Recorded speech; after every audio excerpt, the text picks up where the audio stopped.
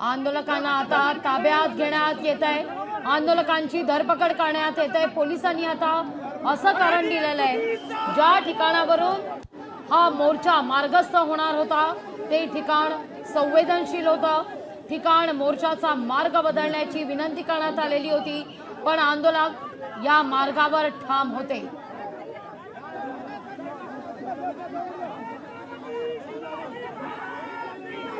भूषण, माझा आवाज पोहोचत असेल तर पोलीस अधिकाऱ्यांपर्यंत पोहोचा। 3 जुलैला मात्र हजारोंच्या संख्येने व्यापारी या मोर्चात सहभागी झालेले होते। आज मात्र केवळ ठिकाणावरून आक्षेप घेत मराठी माणसाची आंदोलकांची धरपकड होत असताना 3 तारखेच्या मोर्चात किती व्यापाऱ्यांना ताब्यात घेण्यात आलेलं होतं, आता आकडा काय आहे याचा?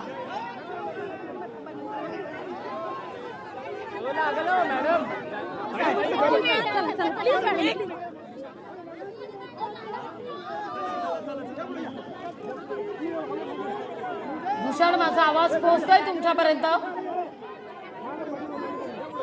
दृश्य पण पाहूया भूषण कडून। या सगळ्या संदर्भात आपण अपडेट घेणार आहोतच, पण मराठी मोर्चाला परवानगी नाकारण्यात आलेली आहे। यावर मोर्चाच्या मार्गासंदर्भात पोलिसांनी आक्षेप घेतलेला आहे आणि ही परवानगी नाकारण्यात आलेली आहे। परवानगी नसताना सुद्धा मोर्चा काढला जात असल्यामुळे आता आंदोलकांना ताब्यात घेण्यात येत आहे, धरपकड करण्यात येते। ड्रोन कॅमेरानं या आंदोलकांवर नजर ठेवली जाते। हा मराठी माणसावर होत असलेला अन्याय आहे, आवाज दाबण्याचा प्रयत्न आहे, सरकारची दडपशाही, प्रशासनाची दडपशाही सुरू आहे असा आरोप आंदोलकांनी या क्षणी केलेला आहे। जर व्यापाऱ्यांना मोर्चा काढण्याची परवानगी दिली जाते तर या ठिकाणी भूमिपुत्र असलेल्या मराठी माणसाला परवानगी का दिली जात नाही, हा मुद्दा आता उपस्थित केला जातोय। पोलीस व्हॅन अक्षरशः आंदोलकांनी खचाखच भरलेली आहे। भूषण, माझा आवाज पोहोचतोय तुमच्यापर्यंत?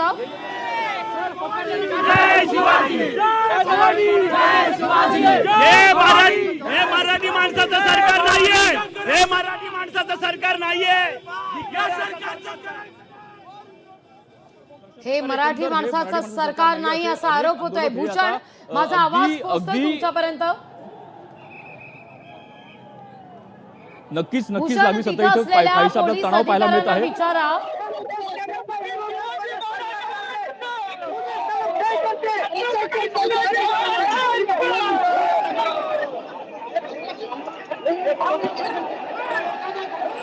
चौकात असलेल्या आंदोलकांना आता ताब्यात घेण्यात येत आहे पोलिसांकडून।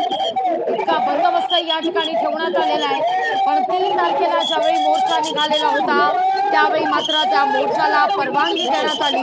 हजारोंच्या संख्येनं व्यापारी या मोर्चात उतरलेले होते, पण आज मात्र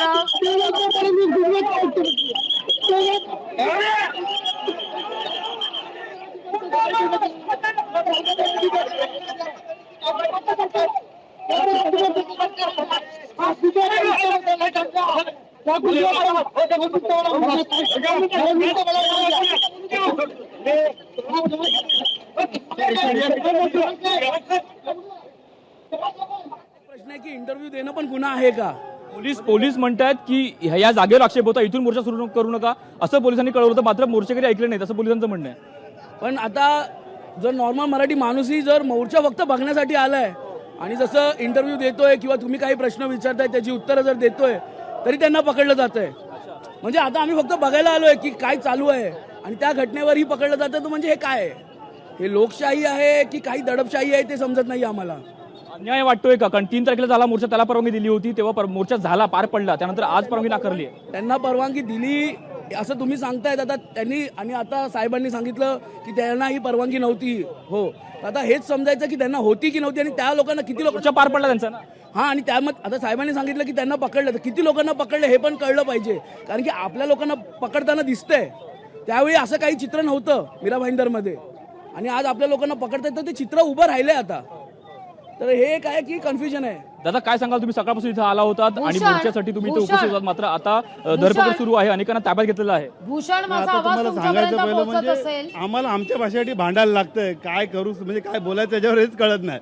दुसरी भूषण, गोष्ट म्हणजे आता प्रत्येकाला बघितलं आम्ही की जो नुसती बाहेर सवाल- जरी आले तरी भूषण, उचलतात. हा जो अन्यायच आहे सवाल मराठी माणसावर. आंदोलकांनी त्याच्या व्यतिरिक्त उपस्थित त्या केलेला माणसाला ज्यांनी होता. कानाखाली मारली त्या माणसावर केस झाली होती, बरोबर आहे. त्या माणसाला त्यानंतर पण तो आंदोलन करून दिला, मग आम्हाला का नाही करून देतात? म्हणजे आणि आम्ही पक्ष किंवा कुठल्या ह्याच्यात आलो नाही, मराठी म्हणून तिथे आलोय. अजेंडा नाहीये या ठिकाणी, सर्व मराठी माणूस म्हणून या जागेवरती उतरलाय, तर आम्हाला निदर्शनं करण्यास का प्रतिकार केला जातो?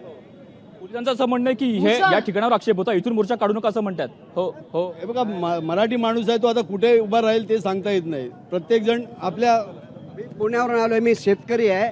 1 रुपया या सरकारने कधी दिला नाही. सरकारने शेतकऱ्यांकडे सुद्धा लक्ष द्यायला त्यांना वेळ नाहीये. हे सरकार गुजरातचं आहे की आमच्या महाराष्ट्राचं, हेच आम्हाला प्रश्न पडला. यांना जर आम्हाला सुविधा द्यायच्या नसतील, या सरकारच्या मुख्यमंत्र्यांनी पंतप्रधानांनी आमच्या महाराष्ट्रात पाय ठेवू नये आणि आम्हाला सुविधा देण्याची काही गरज नाही. मुळात हा एवढा व्यापक असा विषयच नव्हता, साधा मराठी बोलण्यावरून विषय चालू झालेला आहे. मारणं हे निषेध आहे मुळात, पण मराठीच बोलणार नाही हे सुद्धा तेवढंच चुकीचं आहे. सरकारने आणि पोलीस प्रशासनाने अतिशय दडपशाही पद्धतीचा वापर केलेला आहे, जे अतिशय अयोग्य आहे. शांततेत हे 2 तासात नाही 1 तासात आटपलं असतं, पण जी काही पद्धत वापरलेली आहे प्रशासनाने म्हणा सरकारने म्हणा, आणि ती अतिशय चुकीची. आणि महाराष्ट्रात राहून जर मराठी माणूस स्वतःचं वक्तव्य आणि अभिव्यक्ती स्वातंत्र्य जर करू शकत नाही, तर मग ह्याच्यापेक्षा वाईट वेळ ही इंग्रजांची नाही मोगलाई आली आहे की काय, असा एक प्रश्न पडतो. अशा प्रकारे एकंदर लागवी संतप्त भूषण, प्रतिक्रिया मला इथं त्या आंदोलन पोलीस इथं मराठी भाषेत अधिकाऱ्यांकडून व्यक्त या करत सगळ्या आहेत. संदर्भात आणि इथं उत्तरं दडपशाही घ्यायची आहेत. सुरू आहे. लोकशाही मराठी ऐका, पहा, जागरूक रहा.